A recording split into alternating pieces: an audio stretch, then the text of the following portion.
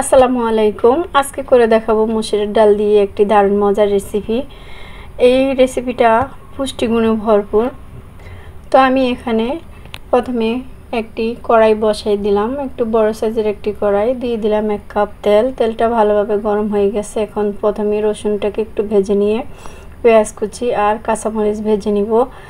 দিয়ে দিলাম আদা বাটা 1 টেবিল চামচ, রসুন বাটা 1 টেবিল চামচ আর পেঁয়াজ বাটা 1.5 টেবিল চামচ। এখন এগুলো ভালোভাবে একটু ভেজে নিব।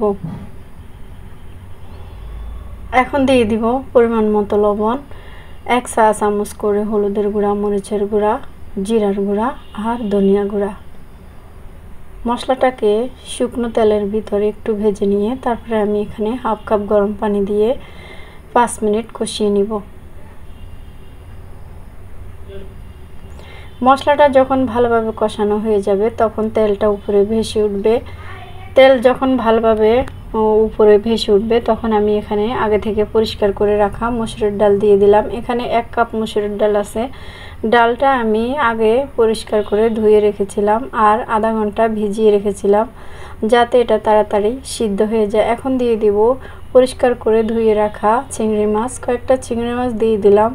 এখন চিংড়ি মাছটাকে কষিয়ে নিব ডালের সাথে আরও হাফ কাপ পানি দিয়ে।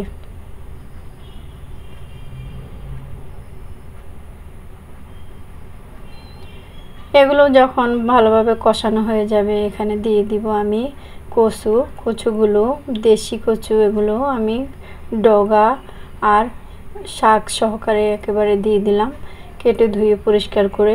এখন এগুলো একটু নেড়ে ছেড়ে নিব। এখন একটু বেশি দেখা যাচ্ছে, এগুলো যখন কমে যাবে, নুয়ে যাবে, তখন কিন্তু অল্প একটু হয়ে যাবে। তো আমি এখন একটু ভালোভাবে নেড়ে চেড়ে দিচ্ছি। একটু সময় নিয়ে এগুলো কষিয়ে নিতে হবে, না হলে গলা চুলকানোর একটা চান্স থাকে। আমি এটাকে 30 মিনিট রান্না করে নিলাম। 30 মিনিট রান্না করার পরে এটার লুক এইটা হয়েছে। তো আমি এখন আরও ভালোভাবে একটু কষিয়ে নিয়ে দিয়ে দিলাম 1 টুকরো লেবুর রসটা দেওয়ার ফলে এটা কোনো গলা ধরবে না, কোনো কিছু হবে না।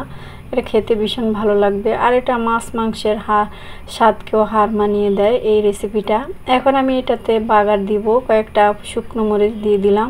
শুকনো মরিচটা ভেজে দিয়ে দিব রসুন কুচি আর পেঁয়াজ কুচি। এগুলো লাল লাল করে ভেজে নিয়ে আমি বাগারটা দিয়ে ভালোভাবে নেড়ে চেড়ে নামিয়ে নিব। আজকের রেসিপি যদি আপনাদের ভালো লেগে থাকে তাহলে শেয়ার করার অনুরোধ রইল।